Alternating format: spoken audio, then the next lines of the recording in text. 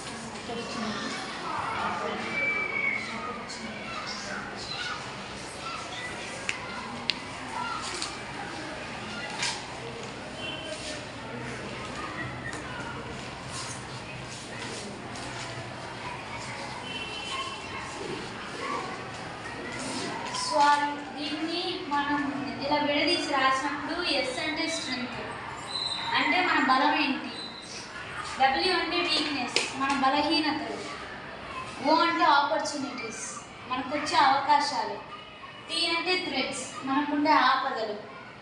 First మనం చదువుకునేటప్పుడు suppose exams ఉన్నాయని ఎగ్జాంపుల్ తీసుకున్నాం. మన స్ట్రెంగ్త్ మనం ఏ సబ్జెక్ట్లో ఎక్కువ బాగా చదవగలుగుతాం. మన వీక్నెస్ అంటే మనం ఏదైనా సబ్జెక్ట్లో వీక్ ఉన్నాం అనుకోండి, అది మన వీక్నెస్. ఇప్పుడు మన స్ట్రెంగ్త్ని మనం మన స్ట్రెంగ్త్ మీద ఎక్కువ కాన్సన్ట్రేషన్ చేయాలా, మన వీక్నెస్ మీద ఎక్కువ కాన్సన్ట్రేట్ చేయాలా? వీక్నెస్. ఎందుకంటే మన వీక్నెస్ని మనం స్ట్రెంగ్త్గా మార్చుకోవాలి. మన వీక్నెస్ ఎప్పుడైతే మనం స్ట్రెంగ్త్గా మార్చుకుంటామో అప్పుడు మనకు ఆపర్చునిటీ వచ్చింది. ఆపర్చునిటీ అంటే ఏంటి? ఎగ్జామ్ రాయగల శక్తి, బలం అనుకోవచ్చు. ఆ ఆపర్చునిటీస్ వల్ల మనకి థ్రెట్ అంటే భయం ఏమి ఉండదు. అయ్యో నేను ఎగ్జామ్ బాగా రాస్తానా రాయను అనే థ్రెట్, ఆ భయం అనేది మనలో ఉండదు.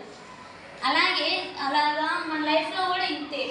మనకి ఏదైనా స్ట్రెంగ్త్ కానీ వీక్నెసెస్ ఉంటే మనం పక్కన వాళ్ళకి చెప్తాం. మనకి సపోజ్ నాకు దెయ్యాలంటే భయం, లేకపోతే సపోజ్ మనం ఉన్న ఈ జనరేషన్లో మన వీక్నెస్ ఏంటంటే మొబైల్ అని చెప్పుకోవచ్చు. ఎందుకంటే మన మొబైల్ వీక్నెసెస్ కావడం వల్ల మన స్ట్రెంగ్త్ను కూడా మనం కోల్పోతాం. అప్పుడు మనకు వచ్చే ఆపర్చునిటీస్ కోల్పోతాం, దానివల్ల మనకు భయాలు ఎక్కువ అవుతాయి కదా. ఇప్పుడు మనం వీక్నెసెస్ ఇప్పుడు మనం యంగ్స్టర్స్ టీనేజర్స్గా ఉన్నప్పుడు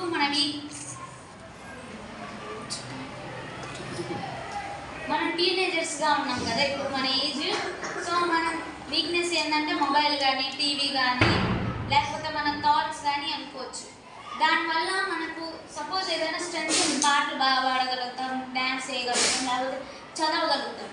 ఆ వీక్నెసెస్ వల్ల మన స్ట్రెంగ్త్ మీద కూడా మనం ఫోకస్ చేయలేక మనకు వచ్చే ఆపర్చునిటీస్ కోల్పోయి భయాలు ఎక్కువైపోయాయి. దీనివల్ల చాలామంది చదువుకునే పిల్లలు కానీ మెయిన్గా ఇప్పుడు న్యూస్ వస్తే ఏది సూసైడ్ కేసెస్ కానీ లేకపోతే మనకు వచ్చే చాలా న్యూసెస్ ఏమవుతాయి అంటే ఎగ్జామ్స్లో ఫెయిల్ అవుతే సూసైడ్ చేసుకున్నారని, 10th ఫెయిల్ అయ్యారని సూసైడ్ చేసుకోవడం వల్ల. వాళ్ళు 10thలో ఫెయిల్ అయినప్పుడు వాళ్ళ వీక్నెస్ ఏదో వాళ్ళకి తెలిసింది, అంటే చదువుకోలేకపోవడం ఏదైనా సబ్జెక్ట్. దాన్ని వాళ్ళు బలంగా మార్చుకున్నప్పుడు వాళ్ళకి ఇంకో ఆపర్చునిటీస్ వచ్చింది, ఏది సెమిస్టర్స్ రాయడం.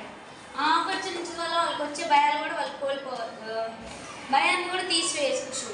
దీని నుంచి మనం ఏం నేర్చుకోగలుగుతామంటే మనం ఎప్పుడు మన స్ట్రెంగ్త్ ఏంటో తెలుసుకోవాలి, వీక్నెసెస్ని దూరం చేసుకోవాలి. అంతేగాని వీక్నెసెస్ నాలో ఈ బలహీనత ఉంది అని మనం ఎప్పుడు కృంగ తీసుకొని మన భయం పడి మనకున్న స్ట్రెంగ్త్ కూడా కోల్పోతాం కదా. భయం వల్ల మనకి ఇప్పుడు సబ్జెక్ట్ రాలేదు అందుకని భయం ఎక్కువ, ఫెయిల్ అవుతానేమో, వచ్చే సబ్జెక్ట్ కూడా మనం బాగా రాయం, అందుకు మనం చాలా ఆపర్చునిటీస్ కోల్పోతాం. అందుకే మన లైఫ్లో కానీ జరిగే సిచ్యువేషన్స్లో కానీ ఎగ్జామ్స్ కానీ ఏదైనా ఫస్ట్ మన బలహీనతలు తెలుసుకోవాలి. ఇప్పుడు మీకు డౌట్ రావచ్చు, బలహీనతలు ఎలా తెలుసుకోగలుగుతామని. ఇప్పుడు మీరు ఏదైనా పని మీకు మీ వీక్నెస్ ఏదో తెలియదు, మీ స్ట్రెంగ్త్ ఏదో తెలియదు. అలాంటప్పుడు ఫర్ సపోజ్ మనం ఎగ్జామ్సే తీసుకుందాం, సబ్జెక్ట్సే తీసుకుందాం, ఏ దాంట్లో ఎక్కువ మార్క్స్ వస్తున్నాయి, లేకపోతే ఏ దాంట్లో ఇంట్రెస్ట్గా వినగలుగుతున్నాం, లేకపోతే ఏ దాన్ని నిద్రపోకుండా వినగలుగుతున్నాం, చేయగలుగుతున్నాం అంటే అప్పుడు అది ఆ సబ్జెక్ట్ మనకు స్ట్రెంత్ అనే కదా, మనకు వచ్చనే. మనకి ఇంట్రెస్ట్ లేని సబ్జెక్ట్ కానీ అసలు నాకు ఆ సబ్జెక్ట్ అంటే అసలు ఇష్టం లేదని చెప్తారు కొంతమంది. అంటే అప్పుడు వాళ్ళ సబ్జెక్ట్ అది రావట్లేదనే కదా అర్థం. వాళ్ళకి రాదు కాబట్టి వాళ్ళు అది వీక్నెస్ అనుకోవచ్చు వాళ్ళది. అలా తెలుసుకోవచ్చు. సపోజ్ మనం ఇప్పుడు మొబైల్ ఉంది, మొబైల్ ఇక్కడ ఉంది, బుక్స్ అక్కడ ఉన్నాయి, ఏది మనం తీసుకుంటే మొబైల్ దగ్గర తీసుకునేది. అంటే మనకి ఎగ్జామ్స్ ఉన్నాయని తెలిసి కూడా మొబైల్ చూస్తాం అంటే ఏంటి, మొబైల్ మన వీక్నెసెస్ అనే కదా. ఆ వీక్నెసెస్ వల్ల తర్వాత రోజు ఏంటి, నేను చదువుకోలేదు, నేను ఎగ్జామ్ బాగా రాయలేను అని మనకు ఒక భయం వచ్చింది. ఆ భయం వల్ల ఏమవుతాం, ఫెయిల్ అవుతాం. అంటే ఆపర్చునిటీ కోల్పోయినట్టేగా. చాలామంది ఇప్పుడు జాబ్స్ వచ్చేటప్పుడు వాళ్ళు ఏదైనా చిన్న తప్పుల వల్ల కానీ, వీక్నెసెస్ భయం వల్ల కానీ వాళ్ళు చాలా ఆపర్చునిటీస్ కోల్పోతూ ఉంటారు. కాబట్టి మనకున్న స్ట్రెంగ్త్ని బలపరుచుకొని, మనకున్న వీక్నెసెస్ని కూడా తెలుసుకొని, వాటిని స్ట్రెంగ్త్గా మార్చుకొని, భయాలు పోగొట్టుకొని ఉంటే మనకి మంచి ఆపర్చునిటీ వస్తుంది, మన లైఫ్లో సక్సెస్ అవుతుంది.